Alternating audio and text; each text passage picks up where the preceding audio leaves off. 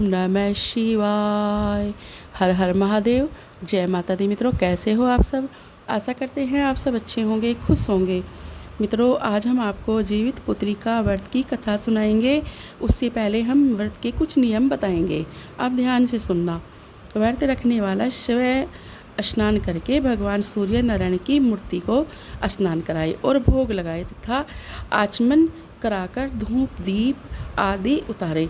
भोग को प्रसाद के रूप में बांट दे। इस दिन बाजरा और चने से बने पदार्थ भोग में ही लगाए जाते हैं तथा काटे हुए फल या साग सब्जियां आदि नहीं खाए जाते और ना ही काटना चाहिए।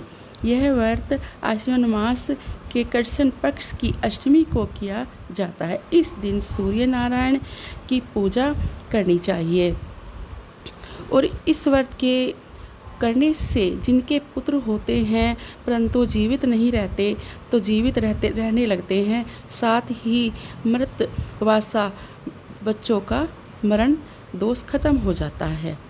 अब मैं आपको इनकी जो व्रत होता है व्रत की कथा सुनाऊंगी, ध्यान से सुनना आप। एक समय जब भगवान श्री कृष्ण द्वारिकापुरी में निवास करते थे, उस समय एक ब्राह्मण भी द्वारिकापुरी में रहता था। उसके 7 पुत्र काल के गाल में बचपन में ही जा चुके थे। इस दशा को देखकर वह ब्राह्मण बहुत दुखी था। एक दिन वह भगवान श्री कृष्ण के पास गया और कहने लगा, भगवान, आपके राज्य में आपकी कृपा से मेरे 7 पुत्र हुए परंतु जीवित कोई नहीं रहा।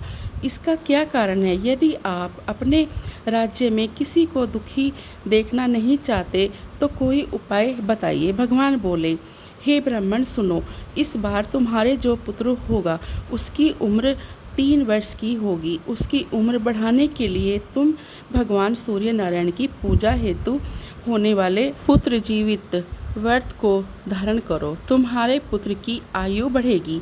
ब्राह्मण ने वैसा ही किया। जब वह सब परिवार हाथ जोड़कर खड़े होकर इस प्रकार विनती करने लगे, सूर्य देव विनती सुनो, पाओ दुख अपार, उम्र बढ़ाओ पुत्र की कहता बारंबार। इतना सुनते ही सूर्य देव का रथ वहीं रुक गया। ब्राह्मण की विनती से प्रसन्न होकर सूर्य ने अपने गले से एक माला ब्राह्मण के पुत्र के गले में डाल दी और आगे चले गए। थोड़ी ही देर में यमराज उसी ब्राह्मण पुत्र के प्राण लेने आया। यमराज को देखकर ब्राह्मण और ब्राह्मणी श्री कृष्ण जी को झूठा कहने लगे। भगवान श्री कृष्ण अपना अनादर देखकर सुदर्शन चक्र लेकर आ गए और बोले, इस माला को यमराज के गले में डाल दो। इतना कहते ही ब्राह्मण माला उठाने लगे पर यमराज वहां से डरकर भाग गया, परंतु यमराज की छाया वहीं पर रह गई। ब्राह्मण ने उस फूल को उठाकर उसकी माला जो है उस छाया के ऊपर डाल दी, फेंक दी। इसके फलस्वरूप वह छाया शनि के रूप में आकर भगवान श्री कृष्ण की प्रार्थना करने लगी। भगवान श्री कृष्ण को शनि के ऊपर दया आ गई और पीपल के वृक्ष पर रहने के लिए उन्होंने कहा। तब से जो है शनि की छाया पीपल के वृक्ष के ऊपर निवास करने लगी। इस प्रकार भगवान श्री कृष्ण ने उस ब्राह्मण को पुत्र की उम्र बढ़ा दी और इसी लिए भगवान जिस तरह से उस ब्राह्मण के लड़के की उम्र बढ़ाई है उसी तरह सबकी उम्र बढ़ाए और सबको अपना आशीर्वाद दे।